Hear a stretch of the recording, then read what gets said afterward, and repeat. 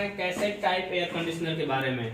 देखिए मैंने पढ़ा रखा है window air conditioner, split air conditioner, उसके बाद से इसकी बारी आती है कैसेट एयर कंडीशनर। क्योंकि विंडो जहां नहीं लगती है वहां पे स्प्लिट लगती है, और जहां पर स्प्लिट ना लगाई जा सके, यानी कि स्प्लिट का जहां पर टर्न खत्म होता है ना, वहां से जो इसका टर्न है वो स्टार्ट हो जाता है। यानी कि cassette air conditioner turn start होता है वो 3 टन से लेकर लगभग 11 और 12 टन के आसपास में ये आती है। इनमें जो पाइप प्रयोग होता है वो होता है 3/8 एंड 5/8 की पाइप प्रयोग होती है, ठीक ना। यानी कि जो डिस्चार्ज है ये 3/8 की होती है, और जो सक्शन होती है वो होती है 5/8 की।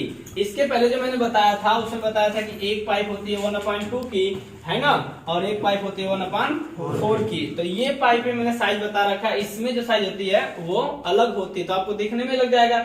यहाँ पे इसकी अपेक्षा साइज जो है वो काफी मोटा है ना, यानी कि जो इसमें आपका डिस्चार्ज होता है, जो सक्शन होता है इसमें डिस्चार्ज हो जाता है लगभग उससे थोड़ा सा कम रहता है, बाकी सेम ही होता है। ये काफी मोटा होता है यहाँ पर, तो दिखाएंगे जब प्रैक्टिकल कराएंगे तब। तो आप समझ सकते हैं कि इसका टर्न बड़ा है तभी तो पाइपों की साइज बड़ी है ना। अगर पाइपों की साइज पतली होती तो कंफर्म होता टर्न जो होता कम होता। विंडो में ये और स्प्लिट में ये टर्न होता है, और विंडो और स्प्लिट दोनों सेम टर्न तक आती है। मैंने बताया था केवल जगह की मतलब जगह और देखते हुए मजबूरी की बात होती है। जैसे कि कुछ लोग स्प्लिट लगाना काफी प्रेफर करते हैं ना, जगह भी अगर पीछे जगह भी है हवा निकलेगी फिर भी वो लोग सोचते हैं कि स्प्लिट काफी वेस्ट लगता है, देखने में अच्छा लगता है, स्प्लिट वहां लगाते हैं। और स्प्लिट का मुख्य रीजन यही है कि जहां पर वैसी जगह ना हो वहां पर लगा दी जाती है। लेकिन कैसेट को आप कहीं भी लगा सकते हैं। तो कहीं भी का मतलब होगा मेन इसका लगाने का जो रीजन है वो है फॉल सीलिंग में। अगर अच्छा चाहते हैं कि लगे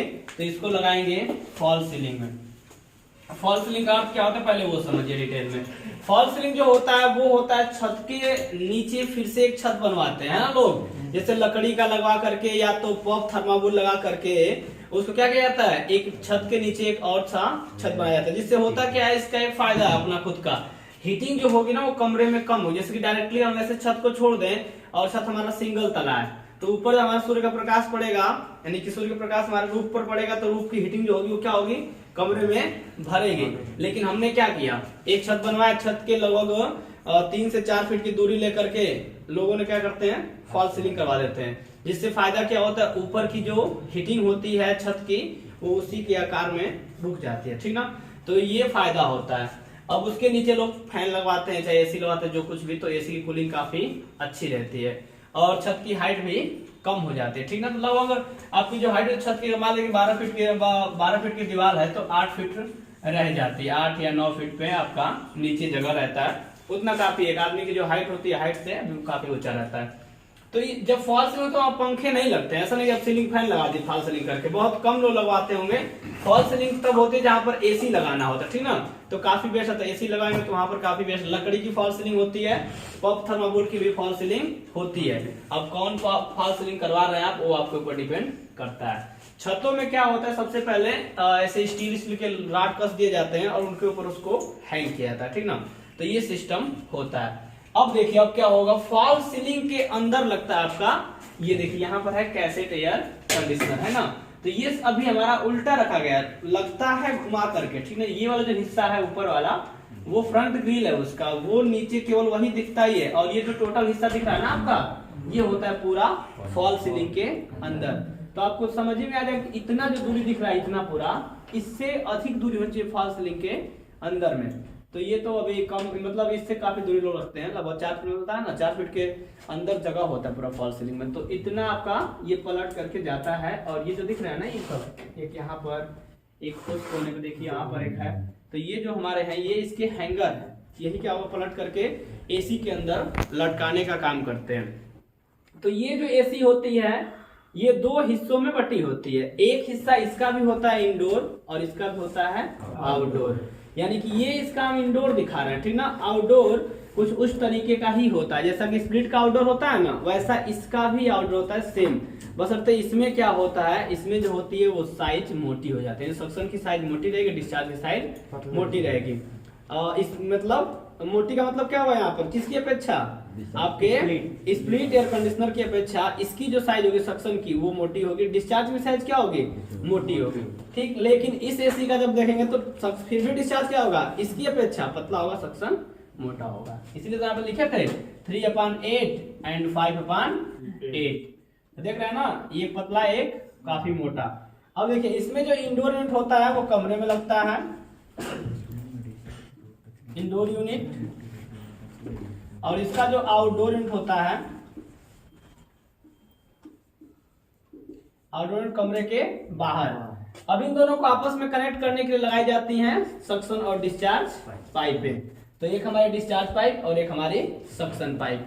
जब कंप्रेसर चलता है तो डिस्चार्ज पाइप से गैस को क्या करता है, डिस्चार्ज करके इंडोर में भेजता है, ठीक ना। और वापस जब गैस इंडोर से घूमते हुए पहुंच जाते हैं किसके अंदर, फिर से आउटडोर के अंदर, ठीक ना, सक्शन पाइप द्वारा, और फिर से वो डिस्चार्ज करता। तो ये दो पाइपें लगती हैं गैस का सर्कुलेशन कराने के लिए, और इसी से हमारा एसी क्या होता है, पूरा ठंडा होता है। इसमें मोस्टली क्या मिलेगा आपको, कूलिंग कॉइल मिलता है, ब्लोअर फैन मिल जाता है आपको। इसके साथ साथ इसमें एक वाटर पंप मोटर भी होता है। इसमें पानी जो बनता है उसको एक साथ में निकाल कर फेंकने के लिए वाटर पंप मोटर भी लगा होता है।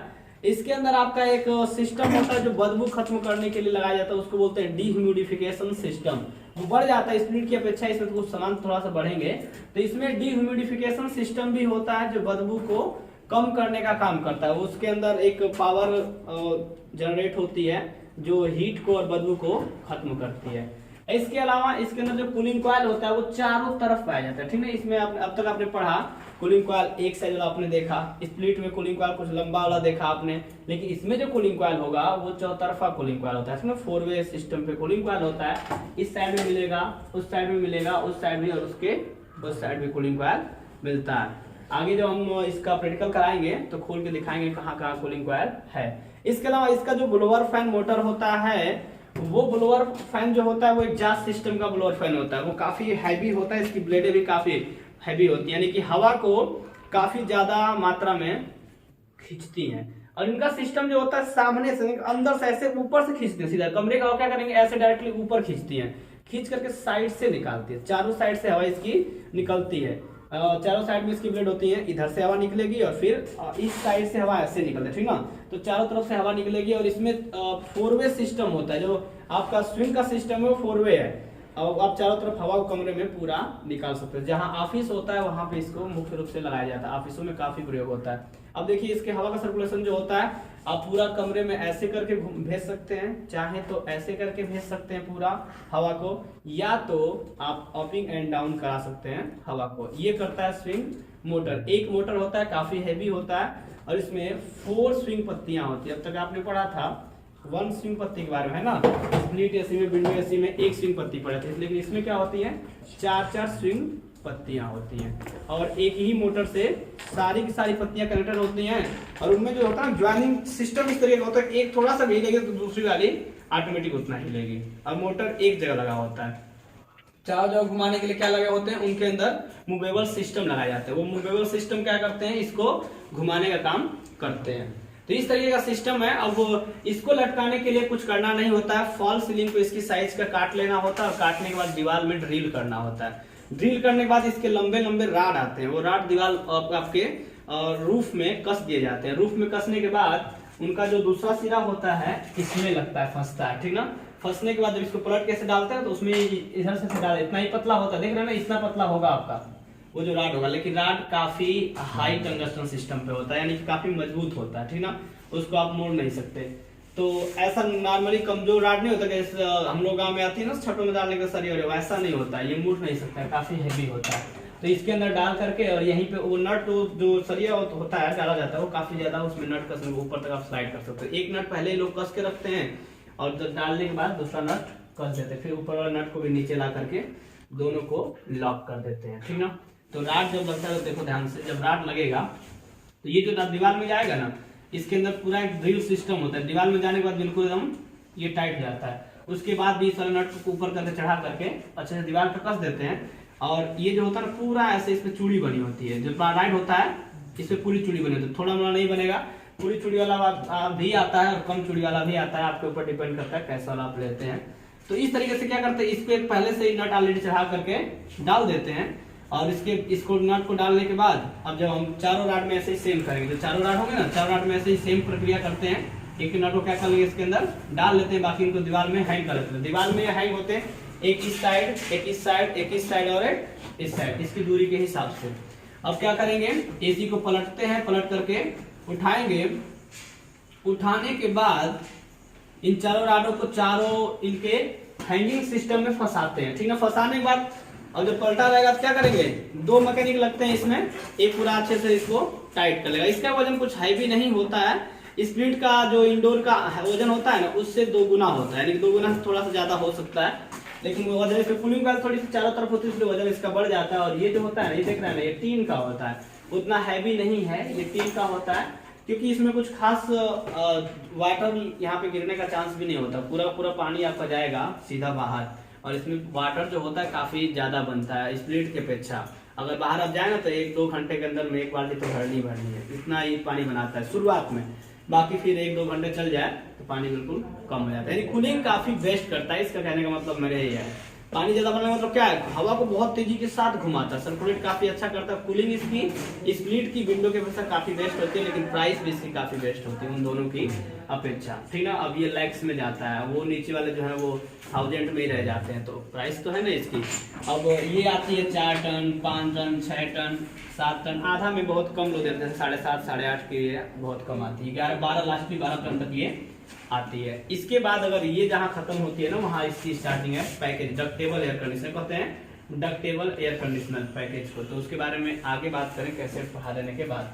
तो ये आपने समझ लिया, इसको लगाते हैं और उल्टा करके क्या करते हैं, अच्छे से इसको टाइट कर लेते हैं। टाइट करने के बाद बाकी इंस्टॉलेशन की पूरी प्रक्रिया होती है, वो मैंने बता रखा है, कैसे इंस्टॉलेशन करेंगे, कैसे इसकी वायरिंग करेंगे, गैस खत्म हुआ तो कैसे गैस भरेंगे, कैसे सिस्टम को वैक्यूम करेंगे, सब कुछ बता रखे हैं। तो उसकी वीडियो ऑलरेडी नहीं बनाएंगे, बस इतना सा इसमें था कि किस तरीके से इसको क्या क्या चीजें इसमें होती है, कैसे ये काम करता है। लगाया कहाँ जाता है, ये मुख्य रूप से आपका ऑफिस में, मॉल में, रेस्टोरेंट में इसको लोग प्रयोग करते हैं, कहीं के होटलों में भी इसका उपयोग किया जाता है। वो आपके ऊपर डिपेंड करता है कैसा जगह है, तो दूरी के हिसाब से। कुछ लोग चाहते हैं कि मतलब दूरी अगर ज्यादा है तो उसमें 3-3 स्विच लगवा देते हैं, कुछ लोग ऐसा ना करके एक ही कैसेट लगवा देते हैं।